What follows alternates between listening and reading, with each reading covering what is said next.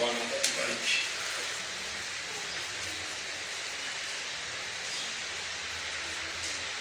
Exodus chapter 4 and verse number 22 and 23.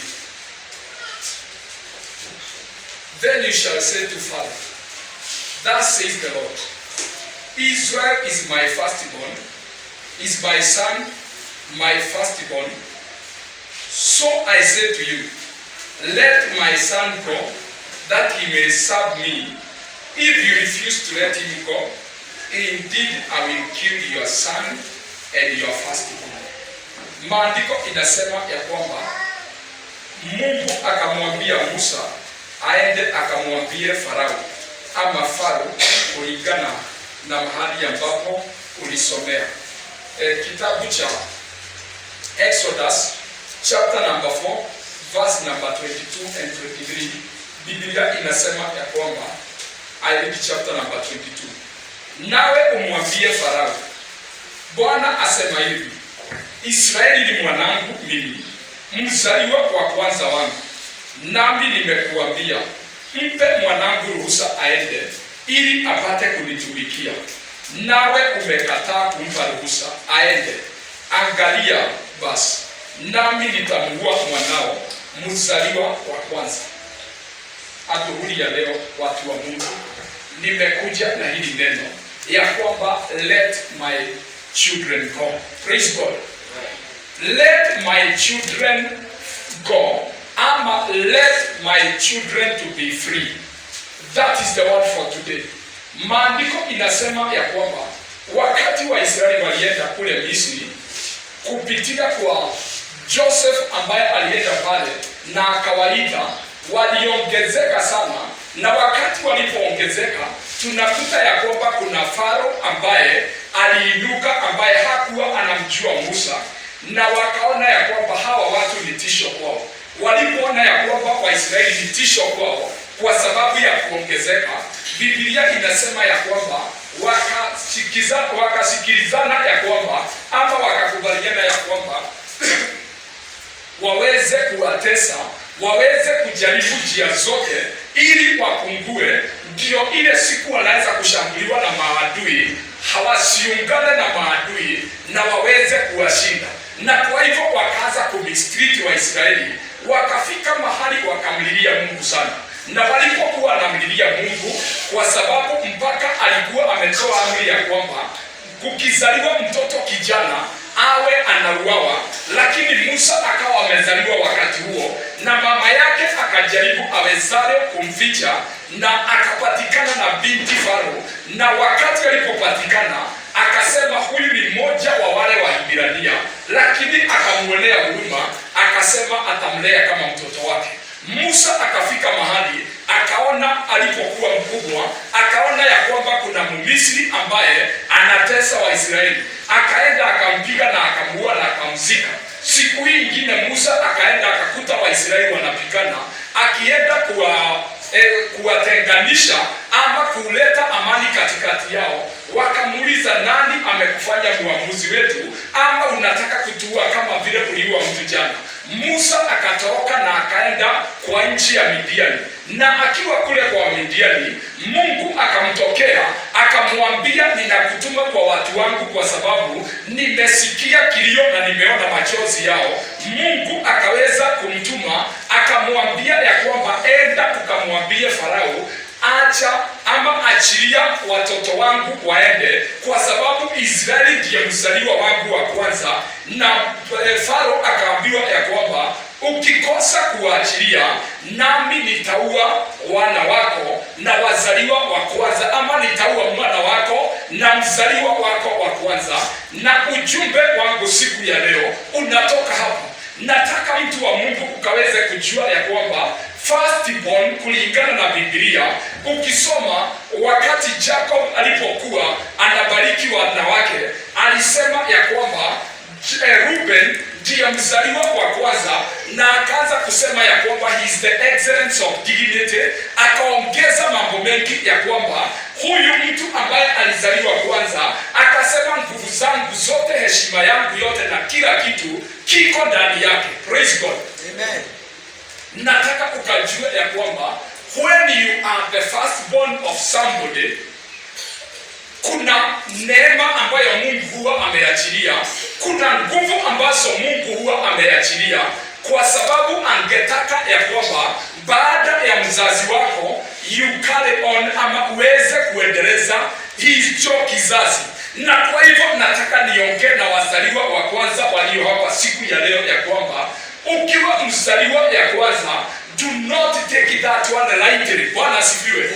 Kuna watu ambao wanakuangalia sana, kuna watu ambao wanakungojea ile njia utapitia, unaweza kukuta ya kwamba ndio watapitia, kwa sababu the firstborn anafaa kuchukua the role of the father wakizeeka ama wakifika mahali wapumzike vile watu hupumzika.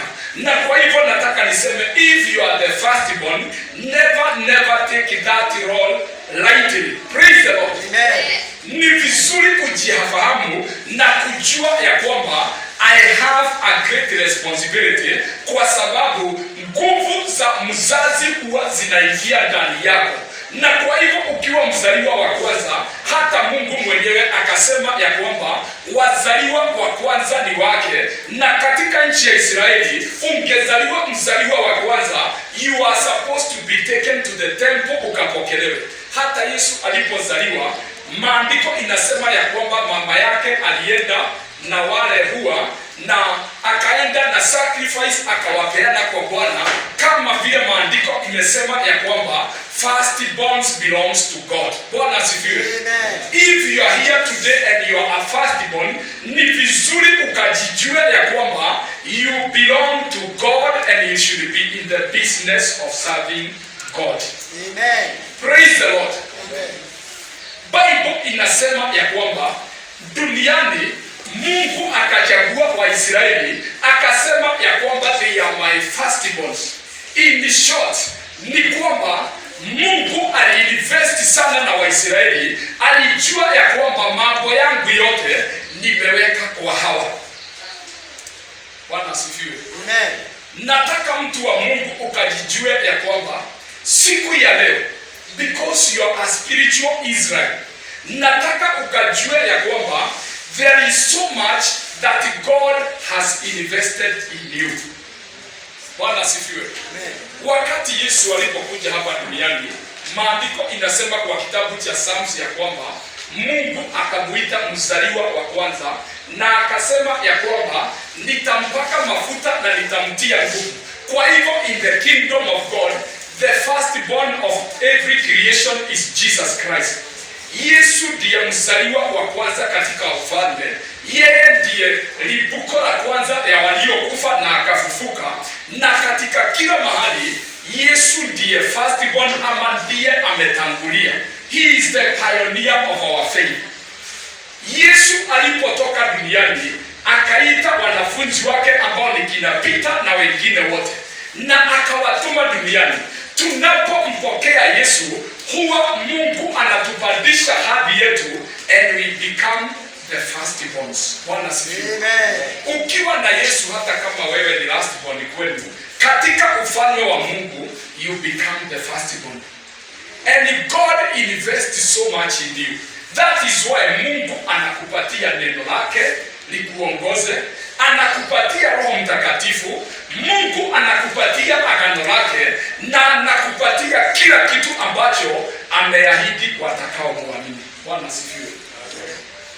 Biblia inasema ya kwamba wakiwa hivyo Waisraeli, na wewe ninakuambia ya kwamba you are the Israel of today. Na hao sijawaweka kando, nataka niseme ya kwamba in the spirit, ama katika mambo ya kiroho, Mungu ametuunganisha nao, and we have become sons and daughters of the kingdom. Kwa hivyo tumekuwa wazaliwa wa kwanza wa Mungu katika ufalme wake. Nataka nikakwambia ya kwamba kwa sababu hiyo God has invested so much in us. Amen. Bible inasema hata kama Mungu alikuwa amefanya hivyo, kuna mfalme hapa ambaye anaitwa Farao. Na Farao akajua ya kwamba hawa watu ingawa ni watu wa Mungu, akajua ya kwamba nitawakalia, nitawafanya watumwa wangu. Akajua ya kwamba watakuwa wanatu atatufanyia kazi zile ambazo hatuwezi kufanya. Na kwa hivyo akatesa watu wa Mungu, na shida ni kwamba anawatesa akitumia miungu ingine. Maandiko inasema ya kwamba hawa watu wa Mungu wakamlilia Mungu mpaka Mungu akasikia kilio chao na akaona machozi yao. Akiwa amesikia na ameona machozi yao, Bible inasema ya kwamba alipomtuma Musa, kwa sababu alituma Musa, Farao akawa ndio amezidisha zaidi, ndio amezidisha mateso zaidi. Kwanza wacha Musa aende amwambie ya kwamba Mungu wa Wahibrania anasema ya kwamba Israel ndiye wazaliwa wangu wa kwanza, waachilie wakaende jikani wakanitumikie. Akasema Musa anamletea hiyo mambo kwa sababu hawa watu they are idol, hakuna kitu ya kufanya. Akasema kuanzia leo, sasa akawa mkali zaidi, akasema kuanzia leo matofali watakuwa wakitengeneza the same amount, lakini kutoka siku ya leo hata nyasi watakuwa wanajikatia na hakuna kupunguza idadi. Ikaonekana kana kwamba ndio kumekuwa kubaya zaidi. Maandiko inasema ya kwamba Mungu kuna mahali alifika akaona ya kwamba huyu mtu ni kichwa ngumu, huyu mtu ako na shingo ngumu, huyu mtu ako na moyo mgumu na hawezi kuachilia. Sasa Mungu akafika mahali akafika level nyingine. Praise God. Amen. Ambia mwenzako judgment. Praise God. Amen. Nataka nikuambie watu wa Mungu, kuna mahali ambapo na kuna hali ambazo hata ukitumia njia gani ama utumie njia gani kujitoa pale, kuna mashetani ambayo huwa ni magumu, haiwezi ikaachilia kwa rahisi. Praise the Lord. Amen. Kuna mashetani ambayo inaitwa strongholds, huwa imejishikia mahali na kuitoa pale hata huwa inakataa, inasema huku ni kwetu, tulikuja kitambo and we cannot live. Maandiko inasema ya kwamba I want to finish haraka iwezekanavyo. Maandiko inasema ya kwamba kwa sababu Mungu aliona moyo wa Farao, akasema ya kwamba hapa ndio hawa watu watoke, I will have to judge this nation with an outstretched hand and a mighty hand. Bwana asifiwe. Amen. Mungu akasema hapa mpaka nifanye kitu kikubwa, kwa sababu ninaona ya kwamba hawezi akawaachilia haraka hivi. Na Bible inasema ya kwamba alituma Musa na nguvu na uwezo usio wa kawaida, na akasema ya kwamba at last kuna watu nitaua ndio uweze kuachilia, na hawatatoka mkono mtupu, watatoka wakiwa mpaka na mali, kwa sababu you have wasted a lot of their years. Amen. Kama unasikia vile nimesema, nataka useme amen. Amen. Praise God. Amen. Maandiko inasema ya kwamba wamekaa miaka 400 wakitumikia hawa watu, tena wanaongeza ingine juu ya 400, lakini Farao anasema mambo ni kama kawaida, things are just as usual. Na wakati huo Mungu amefika mahali akasema ya kwamba it should not go beyond here. Nataka nikuambie mtu wa Mungu, kuna hali katika maisha yako ambazo Mungu amesema ya kwamba it cannot go further than now. Amen. In the name of Jesus. Amen. Kuna mambo katika maisha yako ambayo yamekuwa yakikusonga na yakikusukuma, na Mungu anakuambia ya kwamba kama itaenda zaidi ya hapa itakuwa vibaya. Maandiko inasema Mungu alikumbuka agano lake na Ibrahimu, Isaka na Yakobo. As long as you are son and daughter of the covenant, hata kama ni hali gani umekuwa ukipitia, kuna mahali Mungu huweka laini, anasema it cannot go further than here. Amen. Praise the Lord. Amen. Hata kama ni shida gani umepitia, kuna mahali Mungu huweka mpaka, anasema ya kwamba it should not exceed this life. Amen. I know kuna mtu ambaye ninaongea naye siku ya leo ambaye Mungu anasema ya kwamba your troubles are over. Praise the Lord. Amen. Kuna mtu ambaye ninaongea naye siku ya leo ambaye Mungu anasema ya kwamba amefikisha mateso yako mwisho, kwa sababu you cannot be in the covenant and you continue suffering. Amen. Bwana asifiwe. Amen. Mungu hawezi kumtuma Yesu afe kwa ajili yako. Hawezi kuachilia damu ya mwanae Yesu Kristo imwagike. Hawezi kumwachilia Roho Mtakatifu awe nasi. Hawezi kutupatia neno lake la uzima na la kweli. Hawezi kuachilia nguvu zake kwa kanisa lake na mambo iende zaidi ya leo. Amen. Bwana asifiwe. Amen. Iwe ya kwamba hali yako itakaa vile tu ilivyo, God is bringing those situations to an end in Jesus name. Amen. Kuna mambo Mungu atafikisha mwisho, na ninataka nikuambie ya kwamba kuna wakati unaenda kufika na utakuwa unasema ya kwamba hiyo ni testimony ya kwamba kuna wakati kulikuwa hivi, lakini Bwana akabadilisha. He has turned it around. Amen. Praise the Lord. Amen. Mimi sijui ni nani ninaongea naye na sijui ni hali gani ninaongea nayo, lakini nimekuja siku ya leo kukuambia ya kwamba hiyo kilio yako, hiyo mateso ambayo umekuwa nayo, right now God is ready to do anything. Amen. Bwana asifiwe. Amen. I want to declare to you ya kwamba there is a great judgment ambayo inakuja, na ninataka nikuambie ya kwamba the devil cannot go beyond now. Shetani hataendelea kufanya vituko vyake zaidi ya sasa. Hata kama ni nini itafanyika, mimi sijui ni nini itafanyika. God knows. Mungu anajua ni nini atafanya, lakini nataka nikuambie ya kwamba kuna hali ambazo Mungu anazifikisha mwisho from today. Amen. Na in the near future utakaa hivi tu na useme ya kwamba God spoke to me. Amen. Praise the Lord. Amen. Kuna mambo utasema ya kwamba wakati fulani tarehe 10 mwezi wa 10 Mungu aliongea nami na akasema ya kwamba it will not go beyond 10:10. Amen. Hallelujah. Amen. Bwana asifiwe. Amen. Saa ingine tuko na mashetani magumu ambayo tunaishughulikia. Unaenda kwa maombi, haiachani na wewe.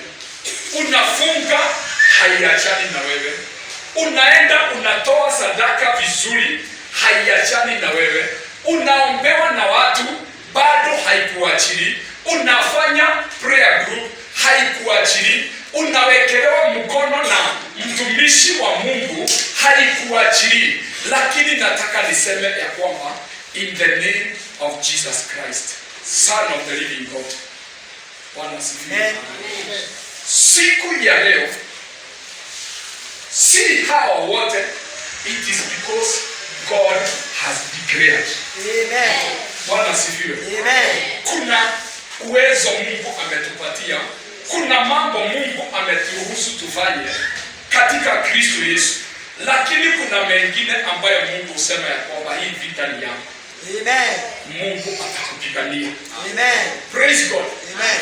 Regardless ni nini ambayo umekuwa ukifanya, regardless ni mara ngapi umeombewa, nataka nikuambie ya kwamba kama itaenda zaidi ya sasa, hata mtu anaweza kuona kana kwamba shetani ndiye ako na nguvu. Mungu hata ruhusu milele shetani ainuliwe. Yeye ndiye ameinuliwa zaidi ya miungu yote na nguvu zote na mamlaka yote. God will fight your battles. And right now in the name of Jesus, ninakutangazia na ninaamini Mungu kama vile alivyonipatia hili neno. Siku ya leo ninaomba, let God arise and let his enemies be scattered. Ninataka niongee na wewe ambaye umekuwa na moyo mzito Sijui shetani anatumia nini ama anatumia nani. But I want to declare today in the name of Jesus. Na ninatumia mpaka airwaves. Praise the Lord. I'm declaring this using the airwaves. Kama kuna mtu amekuwa akitumiwa na adui na hawawezi kukuachilia, I tell that person, repent or you perish. Amen. In the name of Jesus. Amen. Sijazoea kuwa na injili aina hii, but today I want to use that word. Ya kwamba watu wa Mungu hawawezi dhulumiwa, hawawezi nyanyaswa, hawawezi endelea kusukumwa mpaka mwisho. I want to declare, if there is somebody who is used by the devil to torment you, I declare to them today, repent or you perish in Jesus' mighty name. Amen. Praise the Lord. Amen.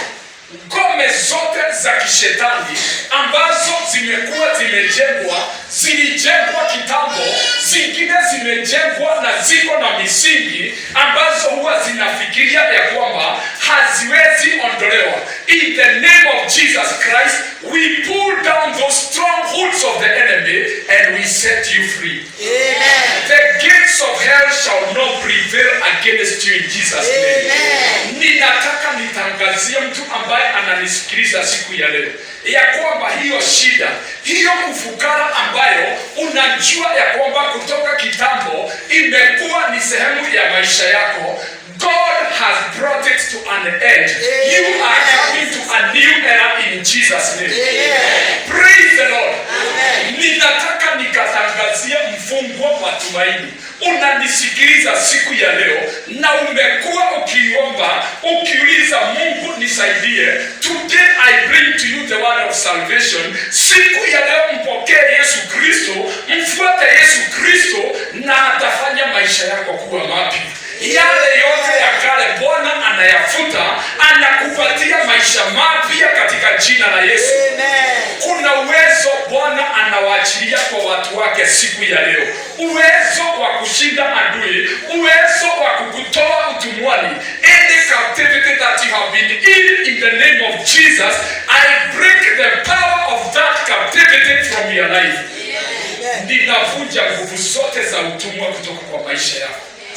Kuna watu wamekuwa wakizunguka mahali moja kwa sababu walitekwa, na hata wakijaribu namna gani, they are going in circles. Unaenda unaanza jambo, unafikiria ya kwamba nitaendelea, na ukifika mahali fulani unakutana na vita, na unakuta ya kwamba umerudi tu mahali ulipokuwa. Kama unanisikiliza siku ya leo na hiyo imekuwa hali yako katika maisha yako, God is bringing it to an end. Amen. This time round ukianza utaendelea. Amen. Kwa jina la Yesu. Amen. Hizo nguvu ambazo zimekuwa zikikupinga, zimekuwa zikipigana na wewe, kwa jina la Yesu Kristo ninatangaza ya kwamba zimeshindwa. Amen. Praise the Lord. Amen. Hizo nguvu ambazo zimekuwa zikikufungia, I pull down those strongholds in the name of Jesus. In the name of Jesus, hizo ngome ninazivuta na ninaziangusha. Amen. Kwa jina la Yesu Kristo. Bwana sifiwe. Huu ni mwaka wako wa kukombolewa. Huu ni mwaka wako wa kukuweka huru. Amen. Hautakaa mahali pamoja. Amen. Kwake Mungu, you are a firstborn. Amen. Gharama yoyote ambayo inafaa kutolewa, Bwana ameitoa kwa ajili yako. Amen. You cannot remain there anymore. Amen. In the name of Jesus. Amen. Nataka kabla sijaomba maombi mengine yoyote, uko hapa siku ya leo na umelipokea hili neno na unajua ya kwamba umekuwa ukimgojea Bwana, expect the Lord to work on your behalf. Na nimetangaza siku ya leo, whatever God can do to set you free, may it be done now. Amen. Bwana asifiwe. Sasa mimi sijali ni nini itatendeka, lakini ndio neno la Mungu liwe kweli. Ndio neno la Mungu lisidharauliwe na watu na lisidharauliwe na shetani. Ninaomba Mungu kwa uwezo na nguvu zake, what he can do, may he do today to set you free in Jesus' name. In the name of Jesus. Nataka kabla hatujaombea mambo mengine, uko hapo siku ya leo na unajijua ndani yako ya kwamba ile maisha ninaishi sio yangu, ule ufalme ambao niko ndani yake sio ufalme wangu. I belong to God. Ninataka nikupatie huu mwaliko, mpokee Yesu katika maisha yako, muamini, na kuanzia siku ya leo anza kumtumikia Bwana. Omba hili ombi nyumba yangu kwa imani na kwa kumaanisha, na Bwana atakuokoa. Sema, Bwana Yesu, naja kwako, nioshe dhambi, maovu na makosa yote, unisamehe kwa jina la Yesu Kristo na kwa damu yako Yesu Kristo. Kutoka siku ya leo Bwana Yesu, ninakukaribisha, ingia ndani ya moyo wangu, fanyika kuwa Bwana na Mwokozi wa maisha yangu. Kutoka siku ya leo nifanye kiumbe kipya, nipe roho wako, kaa nami hadi mwisho, niongoze, unipiganie na ukanisaidie. Kwa jina lako Yesu Kristo nimeomba na kwa imani nimeokoka. Amen. Kama umeomba hilo ombi, kutoka siku ya leo anza kumfuata Bwana Yesu. Tafuta kanisa mzuri ambayo iko karibu nawe, kanisa ambalo linaamini Yesu, linaamini Roho Mtakatifu, linamwamini Mungu. Endelea kufundishwa neno la Mungu, na ukiwa uko karibu upande wa Nairobi, kanisa hili ambalo nimekuletea hili neno, tuko upande wa Mole, mahali ambapo kunaitwa, mahali karibu na railway station, kanisa la End-Times Glory Church. Tumia hiyo namba ambayo utaiona ukaweze kuitumia ukitaka kujua mengi, na tumekukaribisha tukaabudu pamoja. God bless you so much, na Bwana awadumishe na Mungu akubadilishie maisha. God bless you and bye bye in Jesus' name.